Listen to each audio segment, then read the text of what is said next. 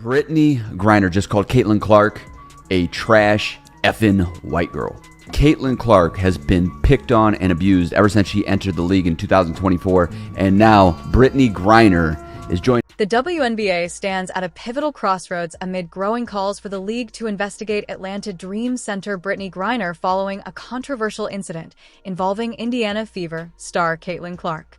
Circulating video footage allegedly shows Griner directing racial slurs at Clark after fouling out of the game.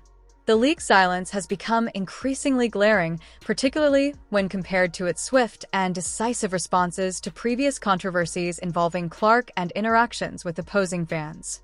Mel Hill, former ESPN host, says that no, she didn't say bleep white girl. She says bleep whack call. To which she then went on to call me a grifter for even pointing this out, but besides the point. You can watch and make up your own mind as to what it appears Brittney Griner is saying. It's not certain what Griner says. There is one way to find out. Ask Brittney Griner. However, no one has done that except for Outkick. It's been over 2 weeks since Griner said this. Instead, the WNBA was investigating a bogus race hoax made up by Angel Reese about Indiana Fever fans. And I say bogus because they found no evidence that supports Angel. The controversy erupted during the Indiana Fever's 81-76 victory over the Atlanta Dream, a game already marked by intense physicality and escalating tensions between the two teams.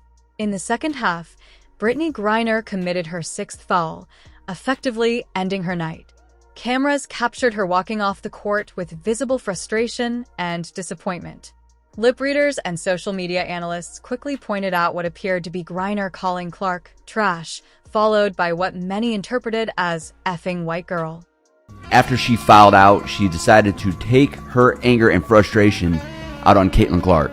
If the roles were reversed, imagine the type of field day the media would be having right now. Let's all remember the character of Brittney Griner. This is the same woman who got caught smoking weed in Russia and was jailed. And then Joe Biden made a trade for the merchant of death and returned him back to Russia for him to continue doing the same shenanigans that he was doing before he... The incident gained explosive traction on social media, with the video clip trending for nearly 36 hours and drawing reactions from prominent figures across the sports and political spectrum.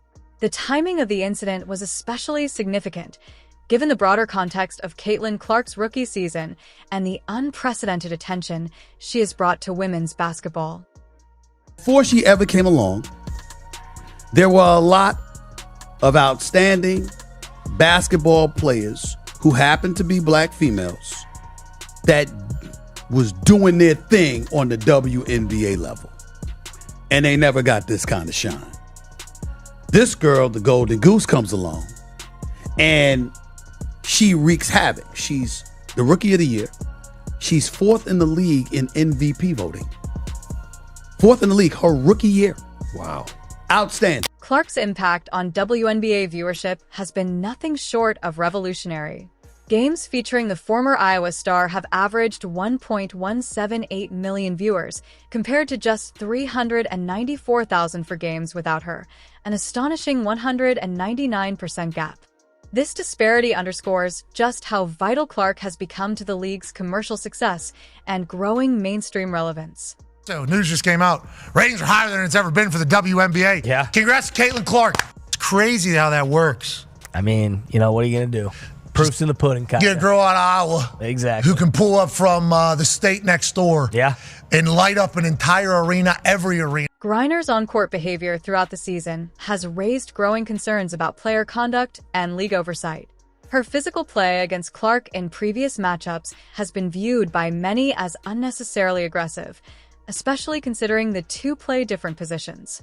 Video analysis of their interactions reveals a pattern of hard screens, elevated contact, and what some have described as targeted behavior toward the league's most marketable star.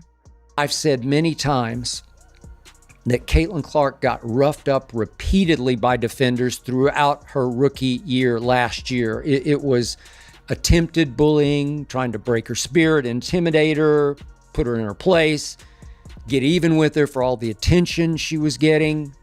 But this season, it appears Caitlin is more committed to... I've said many times that Caitlin Clark was repeatedly roughed up by defenders throughout her rookie year. It often felt like attempted bullying, an effort to break her spirit, intimidate her, put her in her place, or even get revenge for all the attention she was receiving.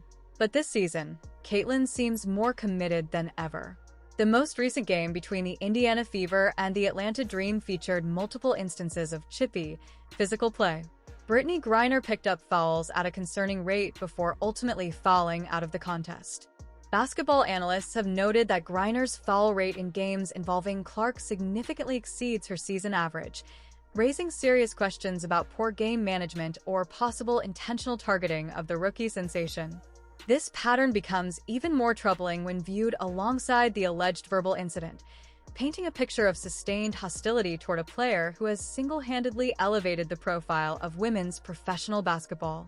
Concerns over Griner's physicality go beyond just statistics.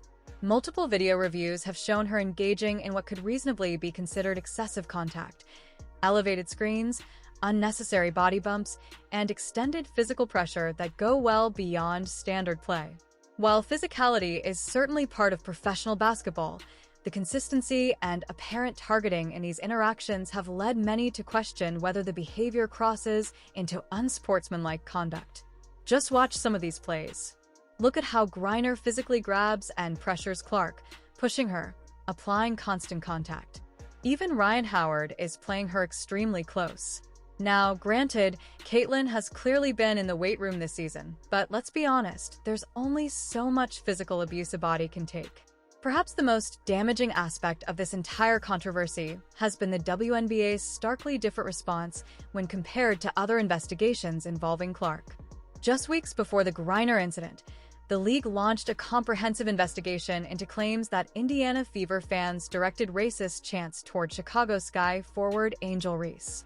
That probe lasted nearly 2 weeks and ultimately found no evidence to support the allegations, yet the league handled it with seriousness and transparency. Now, despite clear video evidence trending across social media and growing public outcry, the WNBA has remained completely silent regarding Griner. This selective enforcement of league standards has sparked criticism from political figures, media personalities, and fans who see a troubling double standard in how controversies are addressed. How is Brittney Griner not being investigated? Why has the WNBA refused to release a single statement about the video? Outkick has asked the WNBA directly. We've reached out to the Atlanta Dream. We've asked Griner's representatives. What did she say? Thus far, there has been zero comment from anyone involved. Again, the video appears to capture her saying, "white girl," in a derogatory context. And still, no response. The incident has drawn sharp commentary from major sports media figures. ESPN's Stephen A. Smith has emerged as one of the most vocal critics, not just of Griner's alleged behavior, but also of the league's silence.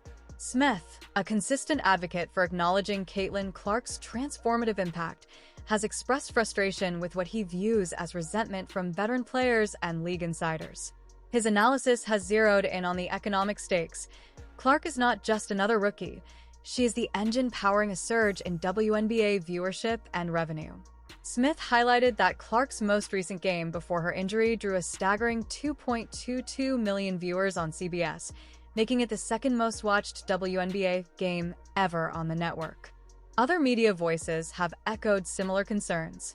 Many are stunned by the league's failure to respond to the allegations with the same urgency and seriousness it has applied in previous, less substantiated controversies. Skip Bayless, for example, has commented on the disturbing silence from both Griner and the league. "I waited to comment," he said, "but how can you ignore this?" Caitlin Clark didn't just enter the WNBA as a top rookie, she entered as a phenomenon. Her impact on women's basketball has been seismic.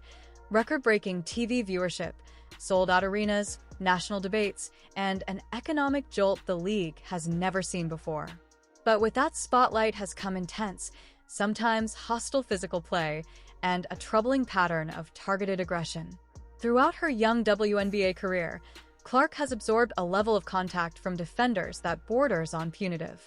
From hard screens to full body checks, it's clear some players have sought to humble, intimidate, or retaliate against her for the attention she commands. While physicality is part of the sport, what Clark endures often appears personal. The most recent flashpoint came during a matchup between the Indiana Fever and the Atlanta Dream, where Brittney Griner, already in foul trouble, ultimately fouled out after repeated physical plays involving Clark. Analysts noted that Griner's foul rate in games featuring Clark is significantly higher than her average, suggesting either poor officiating or something more deliberate. But it wasn't just the fouls that drew attention. A courtside video captured Griner mouthing what appeared to be a racial slur directed at Clark, sparking widespread outcry. Despite the viral nature of the footage and mounting calls for action, the WNBA has remained silent. No statement, no investigation, no clarification. A clear double standard? This silence is especially glaring given the league's recent actions. Just weeks earlier, the WNBA launched a formal investigation into Indiana Fever fans after Chicago Sky's Angel Reese alleged that racist chants were directed at her, an investigation that found no evidence but was nevertheless handled with seriousness and transparency. So, why the silence now? Why hasn't the league investigated Griner's conduct with the same urgency, especially given the incident was captured on video, unlike the Reese situation? It's a question that sports commentators, political figures, and fans alike are asking. ESPN's Stephen A. Smith has been vocal, highlighting the league's inconsistent discipline and what appears to be resentment toward Clark from veteran players. Smith and others argue that Clark is not just a player, she's the economic lifeline of the WNBA. Her games routinely triple the viewership of other matchups. CBS recently aired a Fever game that drew 2.22 million viewers, the second highest WNBA broadcast in the network's history. This surge has brought real benefits: charter flights, corporate sponsors, and renewed public interest. And yet, Clark continues to face not only excessive contact, but what some call a culture of resentment. This includes silence from those in power when she's mistreated, a silence that feels intentional. The league's inconsistent standards. Griner has not commented on the video, and neither the Atlanta Dream nor the WNBA have acknowledged the situation, a stark contrast to the swift investigation into Fever fans. This discrepancy undermines the league's credibility, especially when the WNBA has previously said it has zero tolerance for racism and unsportsmanlike conduct. If true, that standard must apply equally, whether the allegations involve fans or players, rookies or veterans. Meanwhile, more examples of questionable conduct are emerging. Connecticut Sun guard Dejonae Carrington was caught on video pulling LA Sparks guard Sarah Ashley Barker down by her hair. Again, the league response has been muted. This isn't just about Caitlin Clark. Clark is more than a ratings magnet. She's a generational talent whose presence has lifted the entire women's basketball ecosystem, from youth leagues to NCAA programs. But she's also human. The physical and emotional toll of targeted play, coupled with institutional inaction, could shorten her career or push her out of the league. The message being sent is dangerous. The league will protect its image, but not necessarily its most valuable player. And the consequences are already visible. When Clark's injury was announced before a recent Fever Mystics game, ticket prices plummeted from $41 to just $3. Viewership drops dramatically when she's not playing. This isn't just anecdotal, it's economic fact. The WNBA must act, now. The WNBA has reached a defining moment. If it refuses to investigate credible, widely viewed allegations involving a high-profile veteran like Griner, especially when it previously acted on less substantiated claims, it signals that certain players are above reproach. That would be a mistake of historic proportions.